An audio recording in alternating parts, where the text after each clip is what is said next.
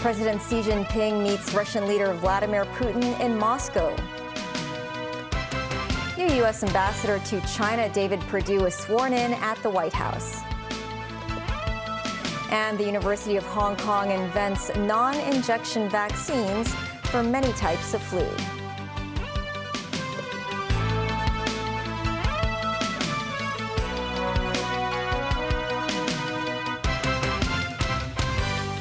Hello and welcome to TVB News. I'm Melissa Hekalea.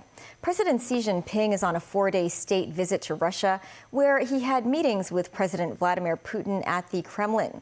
Xi said the two nations will defend their rights and interests in the face of unilateralism and bullying. Mimo Singhai has the top story.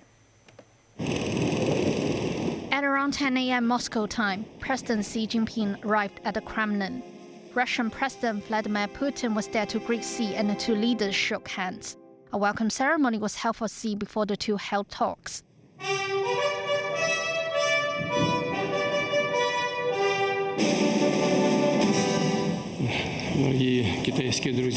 Putin said Xi's visit carries significant meaning and he will visit China again.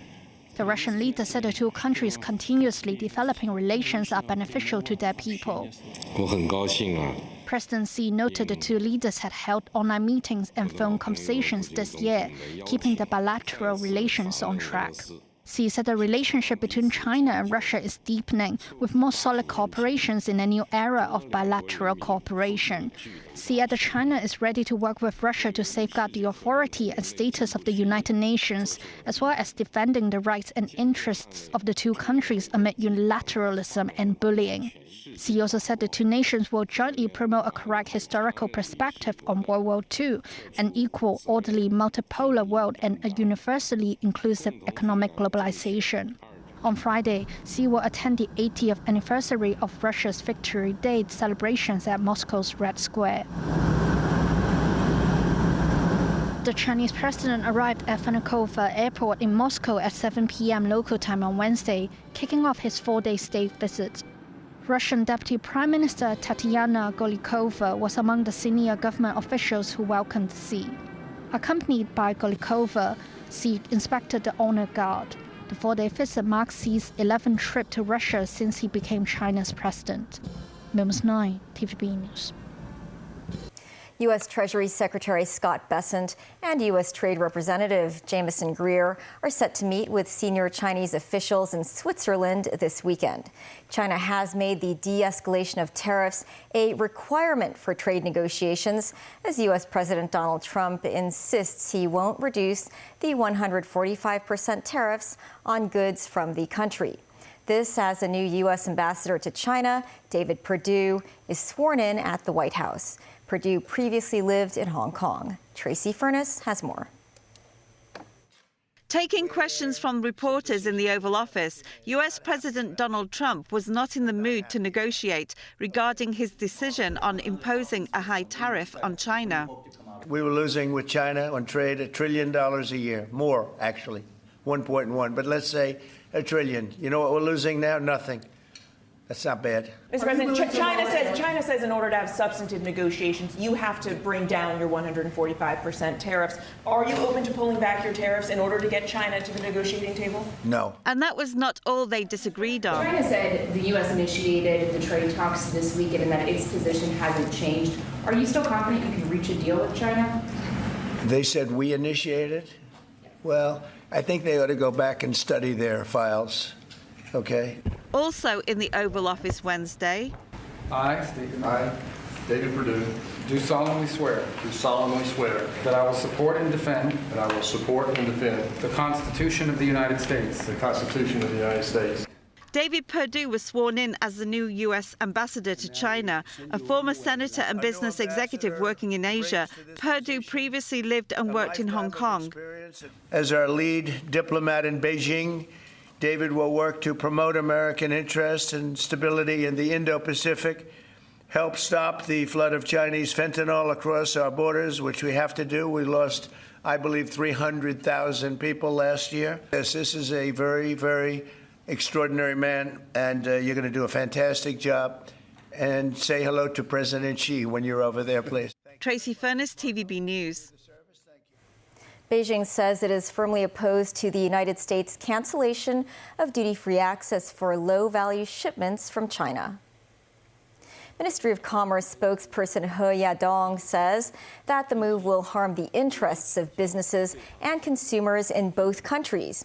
The White House ended U.S. duty-free access for low-value shipments worth $800 or less from China on Friday, removing the de minimis exemptions that benefit e-commerce firms such as Shein and Temu.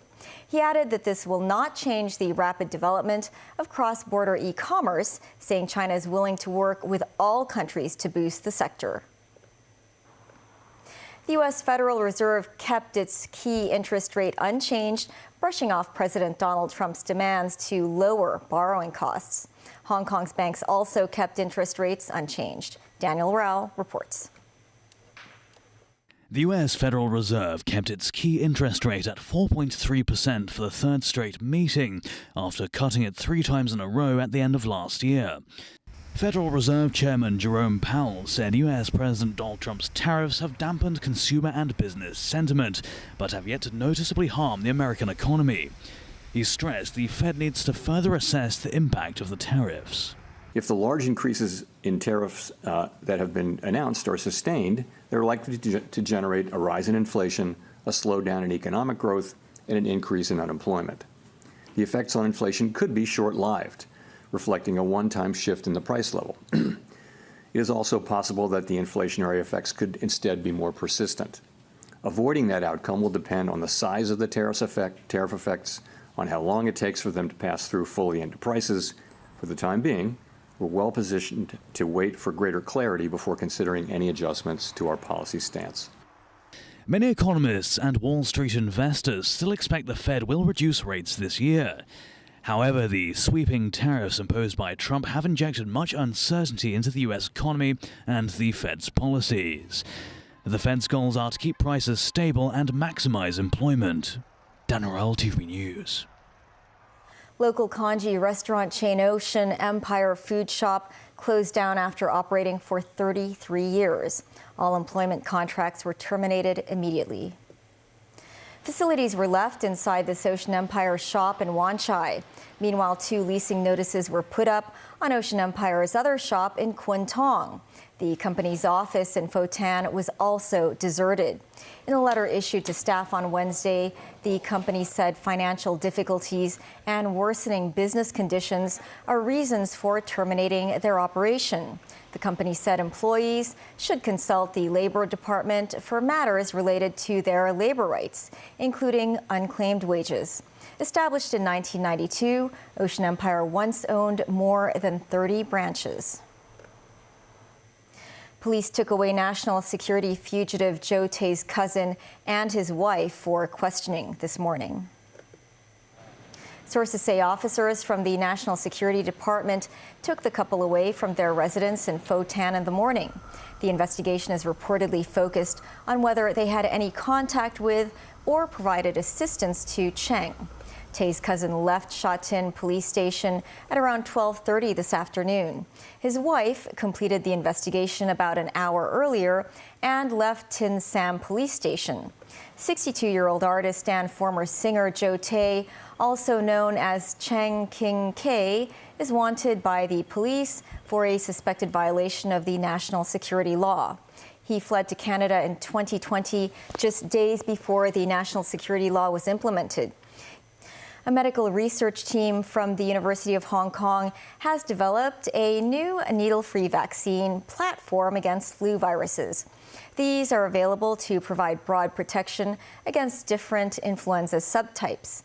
They include human flu and avian viruses. Jackie Lin reports. The School of Public Health at the Faculty of Medicine of the University of Hong Kong, in collaboration with the Center for Immunology and Infection, has developed technology for 2 pioneering needle-free flu vaccines. One of the 2 new approaches involved inserting a human gene into the genome of a human flu virus. That can prompt infected host cells to produce antibodies to recognize cells infected by the vaccine and enhance immune responses. It can also induce broad protection against various influenza A subtypes, including human H1N1 and H3N2 and avian H5N1 strains. Another new approach introduced hundreds of silent mutations to a human flu virus, shifting the codon usage from a human flu virus to that of an avian flu virus pattern. The method has proven to weaken the virus reproduction rate with year-long protection among lab mice. Traditional seasonal flu vaccines target 3 selected virus strains and require annual updates. If circulating viruses differ from vaccine strains, effectiveness can significantly decrease. The vaccines developed from the new technology are said to be able to address such virus mismatch. If they have a mutation, that may make the commercial vaccines less effective in a sense. So this is one of the problems of the seasonal influenza vaccines. And the second problem is these vaccines are designed for controlling seasonal influenza viruses only. So if you talk about animal influenza virus, like the pandemic H1N1 in 2009, which is swine influenza virus. That vaccines, at that time, the commercial vaccine would not be useful. Delivered intranasally, the needle-free method activates immunity along the upper and lower respiratory tract, offering stronger protection and easing vaccine hesitancy, especially among children. Looking ahead, the HKU research team hopes to merge the 2 novel vaccine platforms into one, laying the foundation for the next generation flu vaccine for more public use. Jackie Lin, TVB News. Still ahead, the election process for the new Pope continues at the Vatican. Donald Trump could soon announce U.S. recognition of change to the name of Persian Gulf. And China's People's Liberation Army gets ready to take part in Russia's Victory Day parade.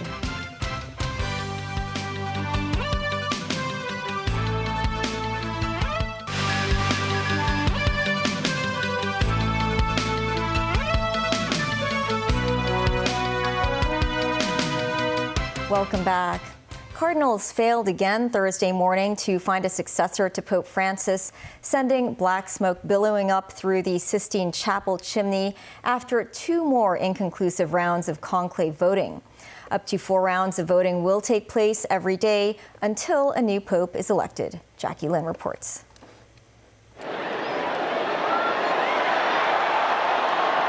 Shortly after 9 p.m. local time on Wednesday, black smoke billowed from the chimney of the Sistine Chapel, signaling that the 133 cardinal electors failed to reach the 2/3 majority needed to elect a new pope. On the first day of the Vatican conclave, only a single round of voting took place. From the second day onward, 4 ballots are held each day, 2 in the morning and 2 in the afternoon until a new pontiff is chosen. If no decision is reached after 3 full days, proceedings will pause for a day of prayer and informal discussion. If the deadlock persists after 7 additional rounds, the cardinals will receive what the Vatican calls a spiritual exhortation. Once the election is decided, white smoke emerges from the chimney. Historically, it usually took 3 to 8 rounds of voting. The 133 cardinal electors enter the Sistine Chapel beginning with the cardinal deacons, followed by the priests, and finally the bishops. After chanting the traditional hymn, each elector took an oath of fidelity to the papal election. Cardinal Pietro Parolin, the most senior among them by date of elevation, was the first to swear the oath. Also there was Cardinal Stephen Chow, Bishop of Hong Kong, speaking in Latin. Et ego Stephen Cardinalis Chow, sponteo poveo ac euro, sic me Deus adivove, et ac sancta Dei Evangelia, que mando mea tango. The final oath was taken by the youngest cardinal elector, Cardinal George Jacob Kuvakat from Kerala, India. Extra omnes. All non-participants had to leave the Sistine Chapel as the voting process commenced. The Vatican earlier released footage showing the Stanza delle Lacrime, or the Room of Tears, where the new pope goes right after being elected, has been prepared, complete with papal vestments in various sizes. The Pope-elect will change into the white cassock here for the first time. Jackie Lin, TVB News. President Donald Trump says he will make a decision about how the U.S. government will refer to the body of water now commonly known as the Persian Gulf when he visits Arab states next week. Nazvi Karim has more. The Persian Gulf, the waters that separate Iran and historic Persia from the Arab nations, has long had an identity crisis for some of the world. Historical records referring to the body of water as the Persian Gulf reportedly go back to the 16th century. In August 1994, the United Nations issued an editorial directive to its staff to refer to the region as the Persian Gulf rather than simply the Gulf. It's one of several clarifications the UN had made on the matter. Over the past century, some Arab nations have proposed renaming it as the Arabian Gulf. Google Maps refers to it as the Persian Gulf with the Arabian Gulf in brackets. US President Donald Trump said he may change Washington's stance and call it the Arabian Gulf.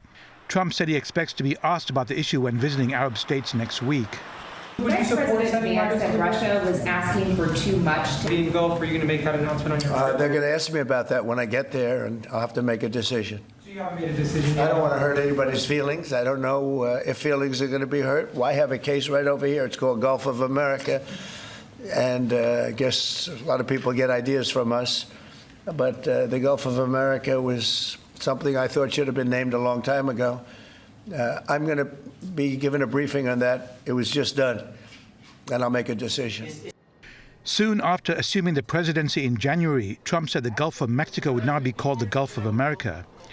The Associated Press earlier sued the Trump administration after its journalists were barred from covering most events because they would not follow the Gulf of America order.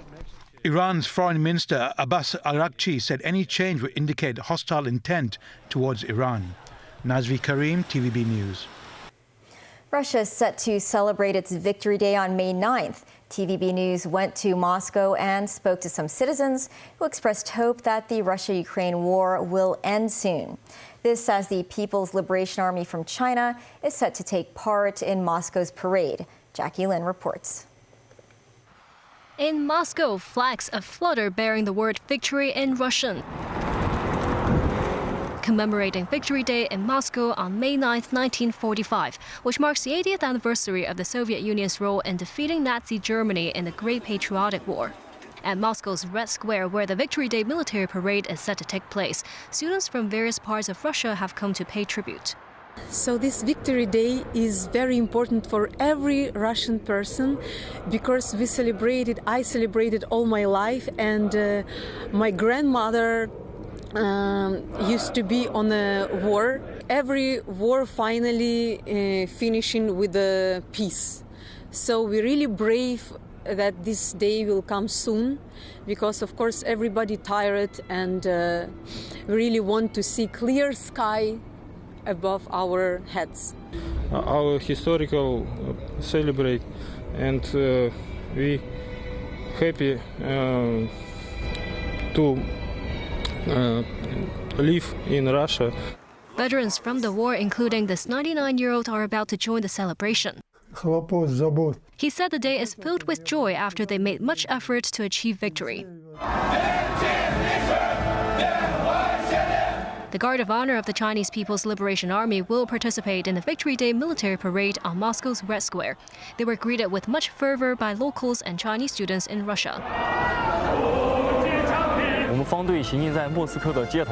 This PLA guard said he was filled with pride upon hearing the patriotic songs on the streets of Moscow. During the rehearsal of the parade, the network signals in Moscow halted service, with shops in the vicinity suspended operations. Locals described the security as the tightest in recent years. Jackie Lin, TVB News. That's the news. Thanks for watching. Have a good evening.